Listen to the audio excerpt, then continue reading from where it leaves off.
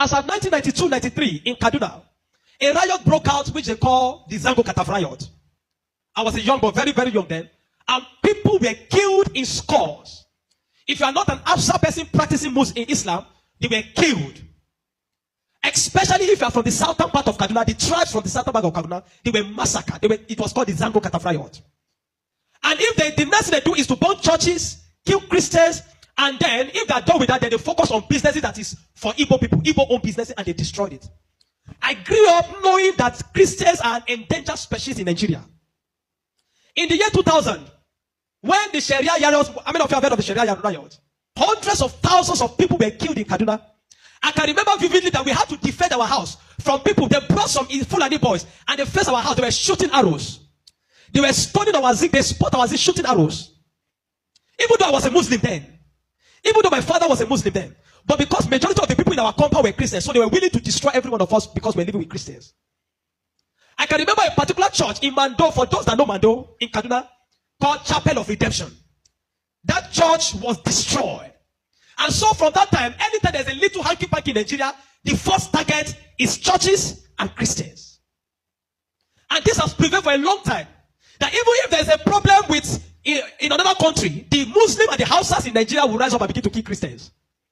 How many of you remember the Miss World crisis in 2002, 2001, 2002? That somebody drew a picture of Muhammad or something in France, long away in France, and they began to fight in Nigeria. Are you following me? Christians are endangered species. Now let me give you, and that's how it has continued. Scores have been killed, and they focus on regions where there is a mixture of both Christianity and Islam. If you look at states like Kaduna, states like Plateau State, states like Nasarawa, states like Taraba, states like Benue, states like Bauchi, states like Gombe, states like Borno. These are places where they focus on because they intend to eliminate every living Christian in that place. Anybody that debunks it is a total lie because I have grown and lived in the north. I've spent 80 to 80% of my life in the north, so I understand this thing. Several times, I cannot forget the Sharia riot. We were running for our lives. Even though we were Muslims, but we're still running because as far as you are not of that ethnic group, practicing what they practice, you are a victim. You can be burnt alive. Many of us saw human beings that were burnt alive, like roasted like yam. And it has been going on for a long time. The genocide against the Christian faith. Are you with me? Many years ago, in Kano State, a man was beheaded. And anything they talk about, he said blasphemy. And guess who was the person that led it? The man called Sanusi, Lamido Sanusi, was the one that led him on. And they beheaded him, they killed the Igbo man. They killed him and they put his head on the stake and they were using it to parade the city. You will understand of a woman also that is an evangelist. Evangelist Eunice that was preaching about 2016 or 18 in Abuja. And they killed her. We cannot talk about a young girl called Deborah Samuel that was killed. I schooled in Jos, and for years, the people of Plateau have been massacred. Riot breaking out every single time. The one that the moment anything happens, the next people that are victims are Christians. And it is unfortunate that all these years, the government have not been able to do anything about it. But the agenda is deep. Are you with me this morning? Why am I saying? Because I don't want us to be an ignorant people. If we are ignorant people, they will control the narrative. And these days, let me tell you this truth. God will not come and fight for you. Remove that thing from your mind. If Christians don't rise up, pray from now till tomorrow. God is not coming to fight for you. Are you with me? Now, in the year 2009, Boko Haram started. Boko Haram started because of a section. It was a political movement. They created Boko Haram as a political talks to bring confusion into the government of Goodluck Jonathan. And to be able to, destroy any opposition, starting from Borno State, under the watch of a man called Kashim Shettima, which is now the vice president of Nigeria. Kashim Shettima and the other man, Ali Mohammed Sharif. These were the people that started the business of Boko Haram as a political talks to be able to oppose their opponents. But after a time, the ideology grew and they began to destroy. Now, it became a problem and they began to use it to destroy, bombing here and there. In 2009, 2010. As of 2010, a man led a meeting in Jos. Are you with me? He led a meeting that they were going to annihilate Christians within the locality of Plateau, Borno, Plateau, Bauchi, Kaduna, and Nasarawa. And he said they are going to perform jihad. They will bring jihad and they will go to kill that. If the Islamic leaders are not willing to lead them, he is ready to lead the movement. I have the minute of that meeting in my phone presently. Guess who is that person? Issa Pantami, that was the former minister of communication under Buhari's regime. And several times, these are people that are terrorist sympathizers. And that is why the Nigerian army has not been able to win the war against the terrorism. Because people have, the terrorists have infiltrated the Nigerian ranks, the army ranks, so they cannot win the war. That said, Osama bin Laden was a better Muslim than he is. He was sad when Osama bin Laden was killed. And he has said it several times that Boko Haram should not be killed. He said they are their Muslim brothers. How do you win a war against terrorism? Where there are people high in government that are sympathizers to terrorism. How do you win that war? Now, there are 4 categories of insecurity or people that are causing insecurity. Number 1, you have Boko Haram. Number 2, you have bandits. Number 3, you have Fulani herdsmen. Now I'm going to show you how they are connected. Many people don't know. The Boko Haram and the Fulani herdsmen have one mission. The mission is simple: Islamize Nigeria. Come to a territory that are Christian dominated, kill everybody there, occupy their land. Go to Benue, look for a community, kill them there, occupy their land. That's always me. Boko Haram and the Fulani herdsmen. Have you noticed that Fulani herdsmen they don't kidnap, they kill? There's hardly a place you hear that Fulani herdsmen capture, that they say these are Fulani herdsmen. No, when they go, they kill. How do they kill? They kill with guns. You must now ask yourself, how does a Fulani man get AK-47? Do you know the cost of one AK-47? One AK-47 is over $1,000 something. Where will a Fulani man be able to obtain to be able to get one AK-47? Are you with me? And now, so you will know that there are people that are sponsoring this movement. Then the Boko Haram and the Fulani, they go about Christian-dominated areas. You will understand that when this terrorism started in Nigeria, that only people that were killed were Christian churches. You will not hear that they kill anyone. It is Christians and churches. I remember in Kaduna then that churches began to look for security men to guide their churches in every service day. Otherwise, you can be in church and then the next is boom, everybody dies. And churches that don't have money to hire soldiers began to use some of their members. I was a member of the security team in my church in Deeper Life in Kaduna in 2010. Because we don't stay in the church. Once I come to the church in the morning, we stay outside, moving around patrolling, because anybody can come and drop anything. So when Boko Haram started, the majority of Muslims, the Hausa, Northern Muslims, they were happy. I know of people that were celebrating it. If you see them crying today, I'll tell you why. At the initial beginning of this thing, they were happy celebrating the killings of Christians. They said they are purging Nigeria of RNA. It was majorly on Christians and Christian-dominated areas. But when it comes to 2014, the man Buhari and APC that wanted to overthrow the government of Jonathan, by all means, decided to employ mercenaries from Niger, from Chad, from all those Fulani, from other African nations where they are Fulani, and they brought them into Nigeria. What was the goal? The goal was that if Jonathan does not concede defeat in the election, they were going to rain hell on Nigeria. So they brought in these mercenaries, and they equipped them with rifles, the El-Rufais, the Buharis. Are you with me? The El-Rufais, the Buharis. Every one of these people called APC, they brought in mercenaries and armed them in the bushes and told them to wait. The moment Jonathan did not concede defeat in the election, they were going to start. But unfortunately for them, Goodluck knew of the assignment. He got intel about it, and because the man said his ambition does not worth the blood of millions. So the man considered defeat and left. And so they declared APC winner. Now, you have already brought people from different parts to come and fight. But what they wanted to come and fight for did not achieve anymore.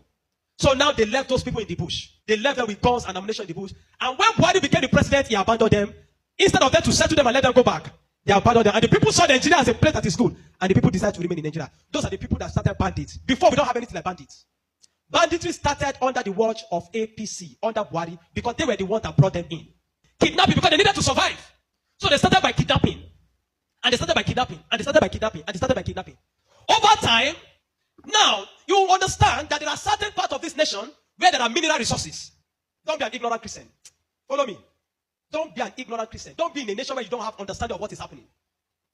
Now, there are some parts of Nigeria where there are good resources. And this is have been illegally mined by elites, the military generals, the oligarchs, the people that are the leadership of the North. They were mining these resources, and the money does not go into the federal government account. So what they do is that they employ the services of this banditry to create two things. Number one, to create diversion. So when you go to Zamfara, that's why you hear that they say there is killing in Zamfara now.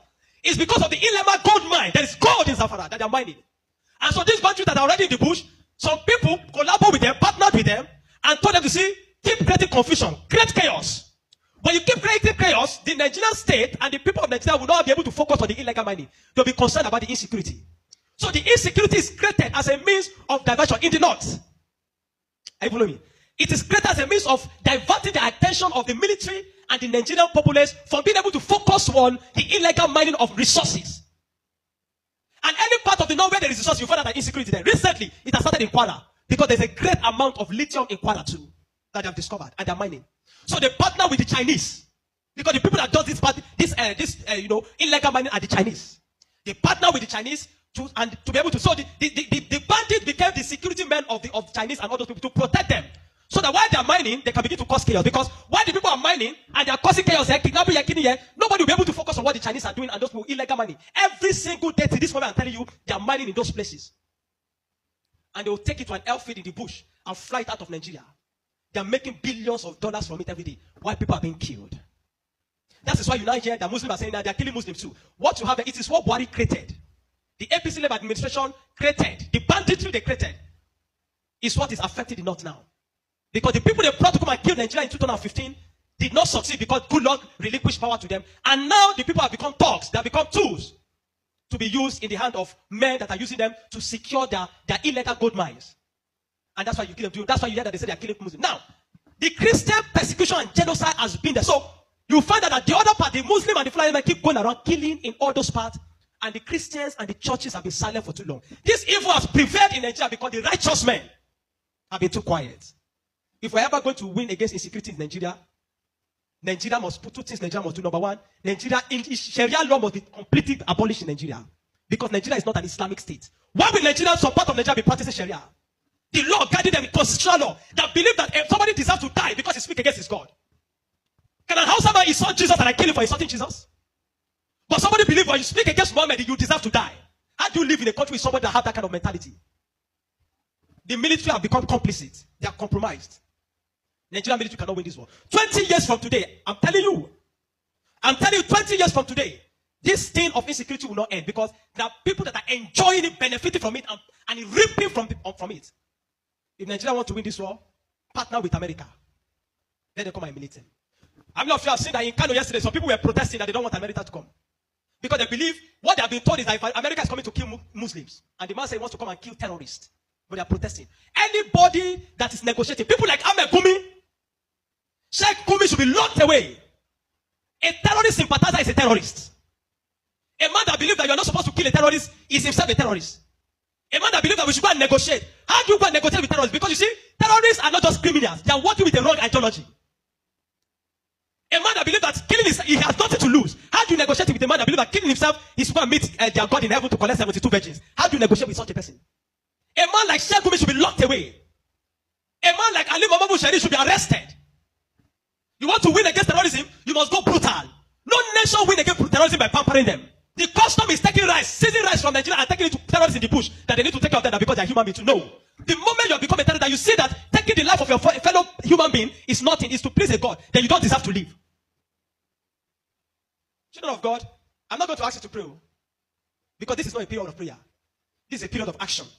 Reverend Dr. Ezekiel from Jos, the man have been speaking, have created attention. Not for once have they invited the man for interview because they don't want to give the man any airtime. But you see, any little thing they will call Gumi and give him microphone. Gumi, they are inviting Gumi up and down. The media is complicit. The Nigerian military are complicit.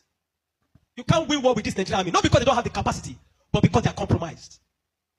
Buhari created banditry. The people like Gumi and the rest of them, they are the people that facilitated the idea of Boko Haram. And today, some of them are your leaders in government. Some of them, most of them are moving free. Not one have been arrested. Kabiru Sokoto that bombed Nyanyan in 2011. When they rearrested him, guess where they caught him? In the house of Shetima in Abuja. What is he doing in the house of Shetima if Shetima doesn't know him? But today, Shetima is your vice president. How do you win a war where terrorists are ruling you? Where terrorist sympathizers are moving around? This is not a period to say we are praying. No! This is a period of wisdom. This is a period of action. Churches in the south have no idea. They sit in their cozy churches with AC blowing them. They don't know what it means to be in the north. They don't know what it means to be running for your life. That every Sunday in the church there in Kaduna, when they say let us pray, everybody's praying with one eye open. Because you don't know, bomb might go up at any time in the church. The Nigerian church must rise up. There's an agenda. And if you read the minutes of that meeting in 2010 led by Isa Patami, you will not believe it. I have a recording of his messages. Where's our plea? Where we say, why would they be killing their people? Where he said, why would they be killing his Muslim brothers, referring to Boko Haram as their Muslim brothers? How do you win with such a people in government? And that guy was a minister under Buhari for 8 years. Do you know what I'm telling you this morning? You are in Nigeria. If you are not aware of what is happening around you, in a short time, one day your calamity will just come. You will not know how. Are you with me?